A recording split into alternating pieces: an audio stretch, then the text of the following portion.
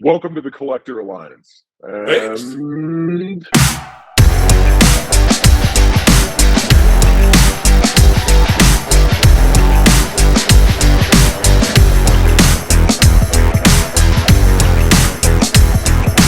What's up, Chris Whitlock? How you Oh, doing? glad to be here. Nice to finally put a face to the name.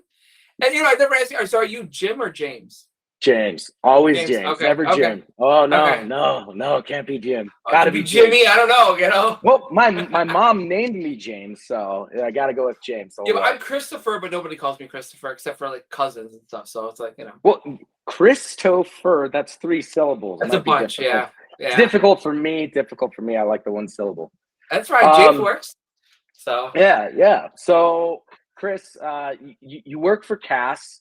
yes. You are part of CAS. Yeah. Tell us about what do you do for CAS exactly? So I'm an investor. So I got in the end of 2019, right before COVID hit. So and so I started off doing some social media stuff, and I do want to get back to like my 5 facts about card backs and all that sort of thing. But lately I've gotten into, I do a lot of shows for CAS. I do a lot of answering questions on Facebook and on Messenger. But I'm really primarily known for, if you guys have heard of the new bubble protection, the BPS. I didn't invent it, but I'm the person that took the concept and turned it into a reality. You So- conjured it up like the Platonic forms. You grabbed it from the Well- Platonic form, and then right. Well, it was proposed to me like, would it be really, really cool if we had something that you could vacuum form and cover these card backs? And I said, if we only had somebody that would volunteer to do that, and then there's that stare, they kind of look over at me, and it's like, oh, I got a job now. So it took me quite some time. My office, if I were to pan around, may look a little bit more like a science lab than it does an office in certain areas. I've got molds and different things and all different stuff. So it's not all just my mint on card stuff. But So what you're saying is you have your vintage Star Wars behind you right here, and then Breaking Bad lab right next to you. It's like back and forth. Yeah, very, very much. I mean, like literally, I have resins and So You really awesome, dude. Awesome. Yeah, Well, so let's tell me a little bit about the BPS. So I have not personally used it. I know that. What are you waiting for? Yeah. I know, right? So, okay. So is it? Can we do it? Can we put it on a turtle mock yet, or is it? So not Star yet. Wars? So these actually do take quite some time. In fact, I only have the first 21, and then I'm working on Empire now. I have the next 32 done, and I'm working on the rest of them. So this is a raw IG88 with a BPS on it, right? And so I will show you. It is just this protective skin that goes over it.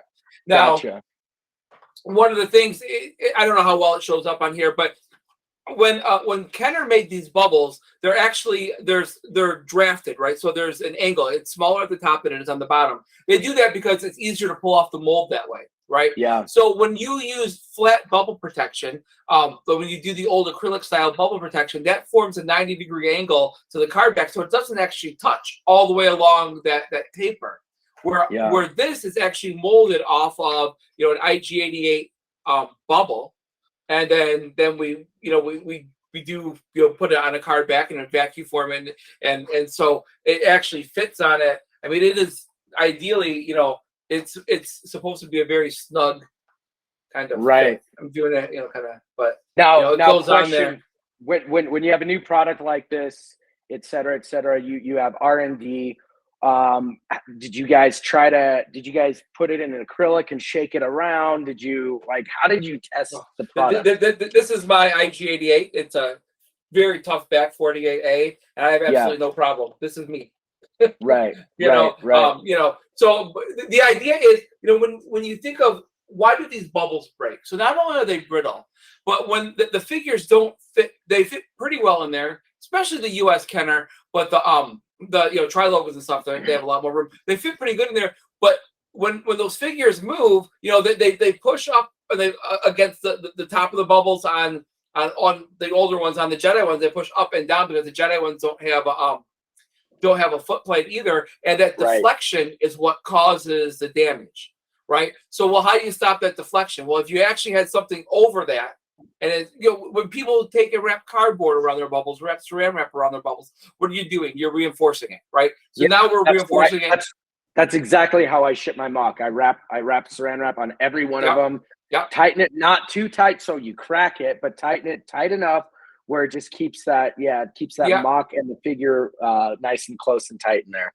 So essentially, that's what we're doing with this. Is you're just doing it in a way that makes it look really, really, really good. So like I had this at Celebration, but this is my Yoda with the bubble protection on it, and I mean, I assume you probably can't tell, right? Right. No, not at all. The cool thing is it does give kind of this gloss on the actual card, which I think actually adds a cool aesthetic. It makes it shiny, and that's one of the ways to tell. And then we've actually had to. You're not going to be able to see it on the resolution here. We actually have started embossing CAS in the bottom corner here. Reason being is that we had so many complaints that we weren't putting it on. So that's because he's doing his job. Can't see it. Yeah, that's great. Okay, interesting. What if the bubble is cracked? What if the bubble is already cracked? Would you recommend using the BPS? Can that help sustain some of the presence it has now and help eliminate future damage? And it'll keep the figure in place at least, right? So we all see the graded items where the bubble does break, and you see like Chief Chirpa over on the other side of the card back, right? He's now floating in there. Well, now he's not going to be floating. So even if it's let's say it's a really rare, it doesn't have to be rare, but let's say it's a really rare figure, but it's got a crack in the bubble. Well, now at the very least, for years and years to come, it's going to stay where we intended it for it to stay, even if that crack is already there. Even if the weight of the figure, isn't going to do it any more favors, it's going to keep it in stasis. So cool. Okay, cool. What's the additional cost if you're grading a mock? What's the additional cost with this BPS? Right now we're just doing it for free. So for the first 21, we're doing it for free. It's usually $14.99. When the Empire stuff comes out, we'll probably do $14.99 for a while. But we really, honestly, we want it in the marketplace. I mean, I go. You see these figures that do break, whether it be graded items, whether they be non-graded items. Look, I'm a collector. I'm a purist. I love mint on card stuff. I want things to stay nice, right? I see something break. I mean, it breaks my heart. It's one less now in the market for the next guy. So I'd rather see them. I mean, yes, there's a lot of costs involved. We're patenting this, so we will monetize it to some extent. But our idea with this is not to make it so it's so very expensive. And if you want to send, like, we had somebody reach out and say, hey, I have something that's already graded. Well, it's a little bit less to get something regraded. Send it back in. We'll recase it for you. We'll throw a bubble protection on it, and that would be ideal. Send your stuff that's even already done. And let's protect it and preserve it for years to come. I think $15 is not bad. It's nominal. I think that one thing that you want to do, I have my acrylic cases, not just for aesthetic, but also to protect from light, to display better, to kind of hold it in place. So the more opportunity that we have to protect our collections, the better. That's right. That's my opinion. And I don't think that you should save that penny to not protect. I think you should spend that penny to protect more. And $15 is, dude, patents are not cheap. Trademarks are not cheap. I know I've done a bunch of trademarks. Yeah. Patents are not cheap. The materials are not cheap. The R&D is not cheap. So I think you could have marked it up quite a bit more. I think you guys are being really fair, and any business has to recoup. They have to monetize on things. Any business has to recoup and then work from there. But and that's what you guys are doing. So I hope you the best with that BPS.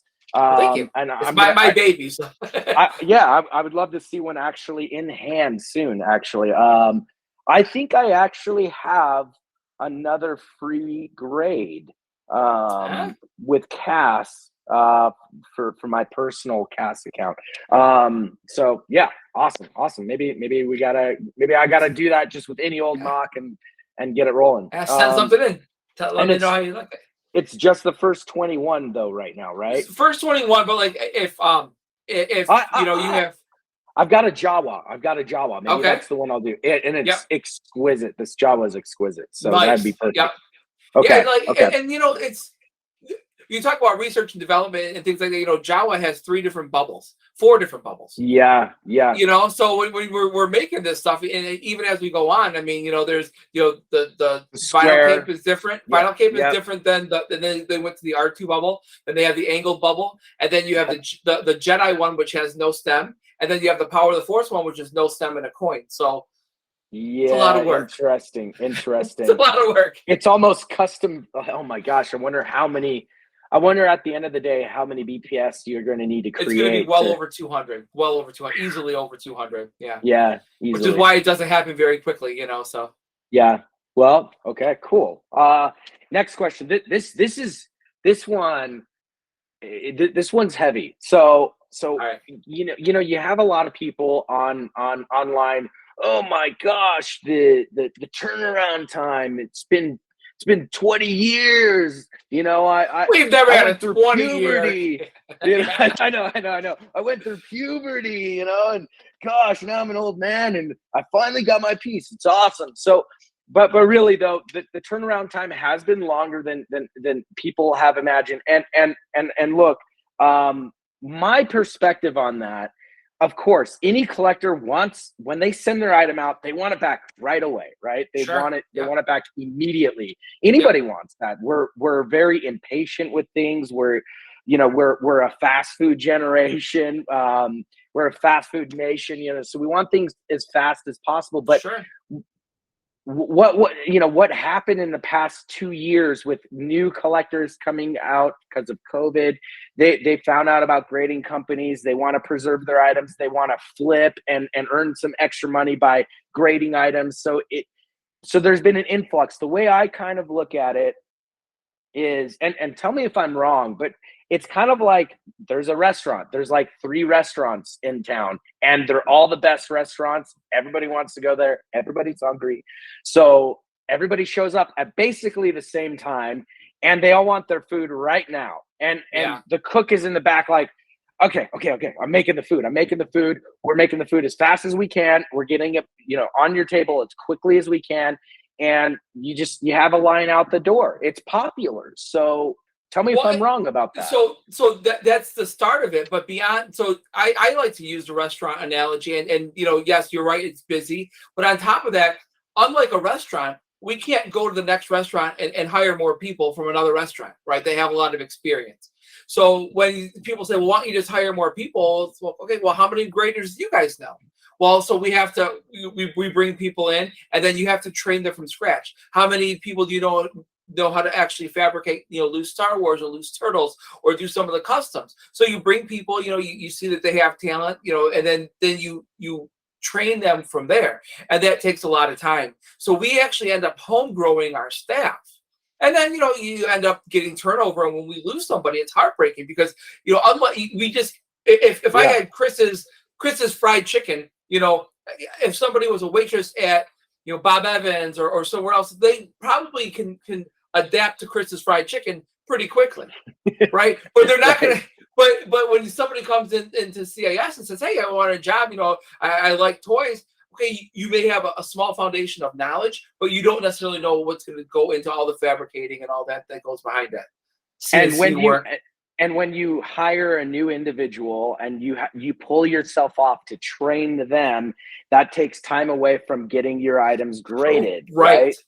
So there's really been a two set situation here. One, the grading process has become extremely popular at once, and there's 2 grading companies in the United States that are reputable, CAS and AFA, right? And both are inundated. UKG is inundated as well, the European grading company. So turnaround time, that bums out the collectors, but it is what it is right now. And I'm a collector. I'm a collector. I have things at CAS I want back too. I'm in the same boat. I mean, and we talk about this constantly. We're working on it constantly, you know, and the busier we get, the happier we are for sure. But you know, we want like to solve this problem, but understand that like this stuff behind me is mine. I waited for all of it. I didn't like waiting for any of it. So Right. I feel your pain. I'm right in there with you. I'm right in there with you. Right. Right.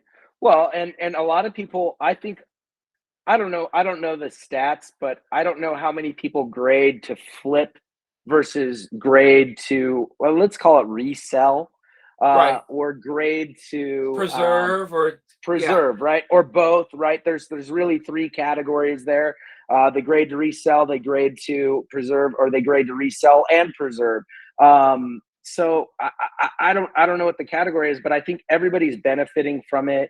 I understand that there's a lot of impatience when it comes down to it, but I've kind of been observing from afar, and I'm like, yeah, I want things right now. Like, even if I buy something and UPS takes 5 days, I'm like, where's the UPS man?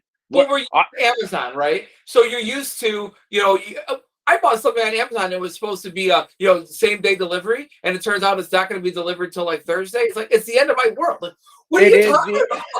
I know. Dude, Chris, I kid you not.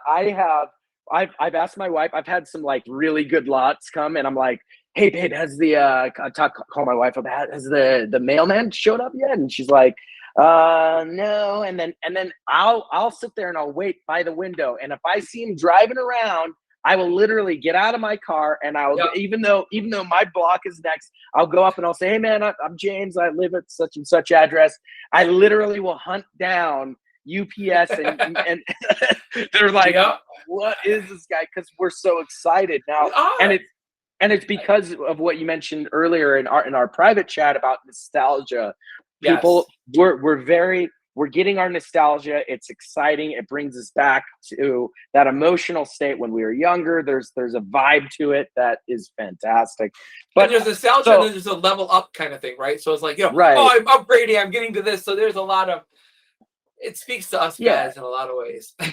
So with the turnaround times, do you think that it's going to become? Do you think that the turnaround times will shorten because of the So we're always constantly trying to do it. We're always constantly trying to make ways. We want them shorter. Yeah. People, we have a lot of customers that will only submit once their old stuff comes back. So our business will increase if we get them faster.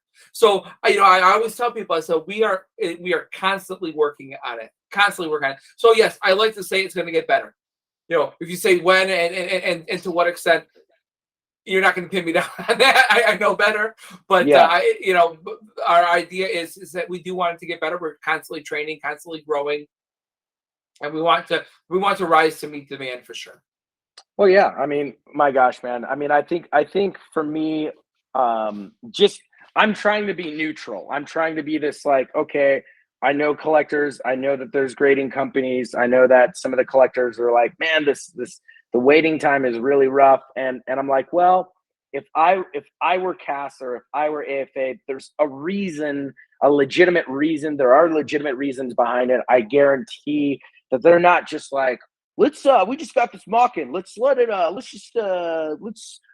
hang out here for a couple months, and then we'll get to it. It's like, well, the longer we have your stuff, the more risk we have, the more risk there is. So let's say something gets knocked off a shelf, right? So I would rather, if I could snap my fingers and just make it comes in today and it ships out tomorrow, that would be ideal. But there's a manufacturing process for it. There's a queue line that it goes into, and we get to them as soon as we can. So yeah. Well, I mean, hey, I've got a Darth Vader prototype being graded right now. Nice. Speeder bike. And that had to go through some special channels. And I'm waiting for that, and I'm anxious for it. I'm excited, but you just kind of, it is what it is. I don't know how much stuff you guys have there, being graded. And I think that people can just kind of, if there's a little bit more empathy, I think people will say, you know what? Okay, and they better understand. I think a lot of people just that don't like the turnaround time. I don't think that they understand what the factors are that are involved and why the turnaround time has been what it it's has. a process, and we appreciate their patience, and that's what I tell everybody. I mean, I have people that will reach out to me and we'll talk about it, and I'll just say, hey, we're doing the best we can, and we absolutely appreciate your patience, and stick with us. We hope you're happy with what shows up when it does in a great big box, and you have fun opening it, and hopefully you love it more. Absence makes the heart go fonder, I guess. Yeah. I don't know. Yeah. but we'd like to still get it back to you a lot faster. So yeah, of course. I mean, but I think that should help clarify some things. It sounds like there are some actions that you guys have been taking in order to help expedite the turnaround time, et cetera. And I'm sure every grading company is doing that as well. I'm sure that everybody's like, how do we get this done faster? How do we? Well, and it's toys. So, I like cards. PSA was backed up for a while, and they're getting better, right? But for the most part, sports cards have been a very, very consistent size for a very, very long time, right? That's not what we deal with, right? If loose Star Wars figures are a whole different animal than loose turtles, which are a whole different animal than loose, Motu, and then carded stuff in all different sizes. In box, you say, well, box stuff is easy. Okay, yeah, you're right. Like a box speeder bike is easy. A box USS flag, not as easy. It's thicker acrylic. Right. It's longer, dwell times. We deal with things as a toy grading company and as a collectibles grading company that some of the other grading companies don't deal with as well. Right. So, well, I think our community is niche. It's small. I think we should be supportive and understanding and empathetic. I think that's important. And we'll all get along. We'll be happier if we do that. We take a step back and we say, look, I know I'm emotional about this, but let me verify the reasons. Let me be more pragmatic than emotional. Always reach out too. That's one thing. That's one thing I'll say about us is you call us.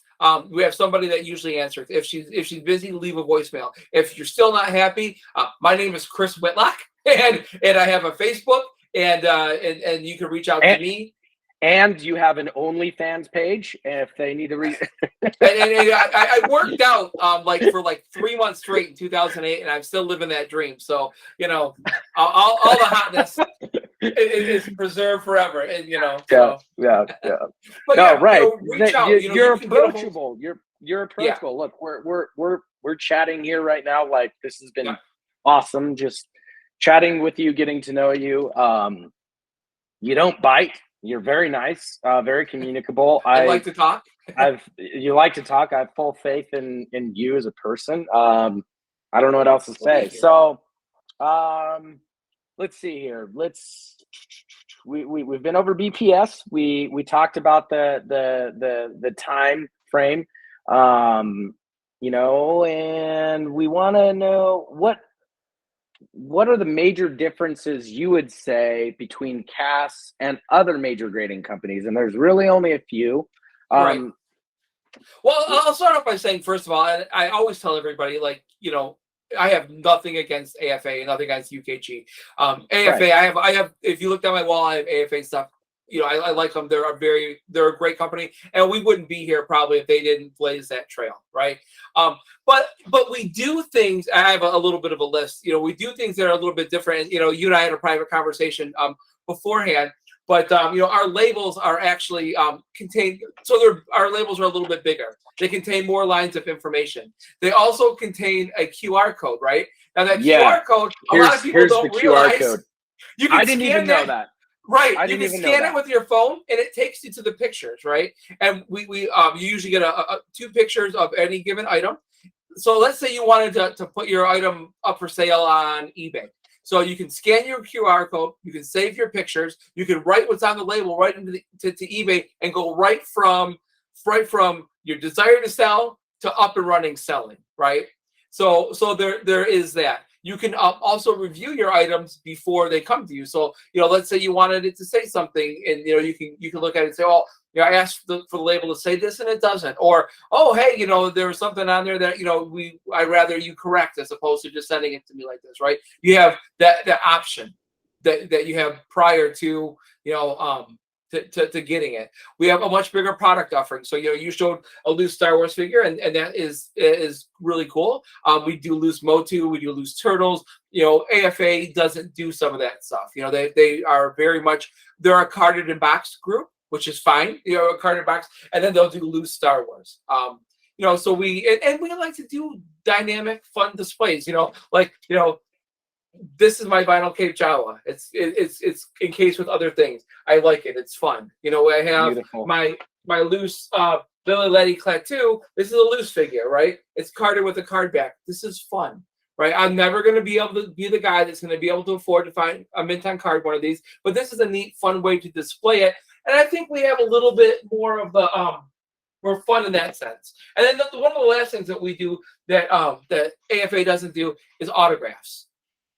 I love autographs. People like to get them done, but I never was into autographs prior to being with CAS, because my thought was, well, how do I know that this is really, really signed by Ashley Exley? Well, now what you do is you can send in your autographed items. JSA comes to our facility. They authenticate it there, right? They'll give us the authentication number. We put the authentication number on the label. So where the provenance is built right into the label. You lose the COA, no big deal. But JSA, if you go to their website, their autograph will look like this. If you go to our our website, our autograph will look like this. So if you go to sell this, you can compare two pictures of what it looked like when it was submitted to what it looks like now, and you have all that provenance built in there. It makes it a lot more fun. Now I do all sorts of autographs. I was, out getting autographs over the weekend. So I love that we do that. So it's among many things, but those are some of the highlights of what we do that's different than AFA. Gotcha. And as I was mentioning earlier, we had AFA, and AFA does a great job. This is the old grade style, and the weapon was taped on the side of the acrylic, and then CAS said, let's go ahead and let's display the weapon differently, and I think that this has a beautiful aesthetic to it, and just completely, it's a game changer. Now, if CAS hadn't come along, and there was only one grading company, maybe they eventually would have thought of that, but CAS thought of it first, brought it to the community, and so we need to see that. We need to see more than one company. Right. One it drives company innovation for sure. It drives innovation. Right. And I'm sure AFA is it drives innovation. It creates a little bit of, oh, what did they do today? Or and I think it's great. I think it's benefited both companies, and I think it's benefited the community to have more than just one option. Personally, now if there's 500 grading companies, that's a different story. That makes things difficult. But let's keep it small. Let's have a few grading companies and keep it small, in my opinion. But yeah, dude. Closing things. Let's see what for you. I see a bunch of mock behind you. Looks like you focus on mock. Give us a quick rundown on what you focus on in collecting. You just showed you showed that Vanilla Ice. Can you show them the Vanilla Yeah, I can. So that's one of the, so when I joined CAS, I'm a Star Wars mint on card guy, right? But I can't go to a toy show with only Star Wars, right? Because you're gonna think all you do is Star Wars. So I started branching out. Let's do different things and have different things on the table. Well, I grew up in the 80s and had my teenage years during the 90s, and big fan of Vanilla Ice. And this is something, again, I love it. I love it. And, I always say, if you've got a problem, he'll solve it, right? I mean, it's to me, it's pure nostalgia. But this is something that only CAS would do, right? So it's a graded sealed figure with a graded, or we didn't grade that, but it's a sealed cassette tape and a autographed card, all in one diagram. And when I put this on a table at shows, I can have a rocket firing Boba Fett on the same table. This will get more attention because it's just people are like, That's awesome. It's Right. fun. It's funny. So It's random. whimsical. Yeah, it's just something that that people tend to identify with, and it's those fun things that we do at CAS that I just think kind of set us apart and make doing this a lot of fun. Yeah, I love it, dude. Well, thank you for answering those questions. I hope that people find these answers and the questions to be to help them. That's I hope that's all. so. That's what we're trying to do. And I feel like I have a better understanding. I know BPS now. I know about the turnaround time. And I love your vanilla ice. Thank you. Thank you. It's so random. I love it. I'm always here to answer questions and always here to talk toys. And anybody that's listening, if you have any CAS questions, if if you can't get a hold of our customer service, feel free to reach out to me. I'm very approachable. I love to talk toys. So and what companies say, hey, yeah, reach out to me, guys. Very few. You can't just call up eBay. You can't just call up the CEO of Target or investors of Target, right? It's Right. like you have. If you're out there and you're saying, call me up if you need help with anything or want to shoot the jive, then just want to talk toys. I'm the guy. yeah, I'm your guy. So exactly. Then it's like there's just call up Chris. Just call him. Just call him. Or his OnlyFans. Or my OnlyFans. Yeah, exactly. I have one more button on my OnlyFans. So it's Exactly. Well, all right. man. All right, rock and roll. All right, awesome. Thanks for having me. I really appreciate it. It's nice to be able to share this with the community. So thanks, dude. all Thanks right. for coming. All right. All right.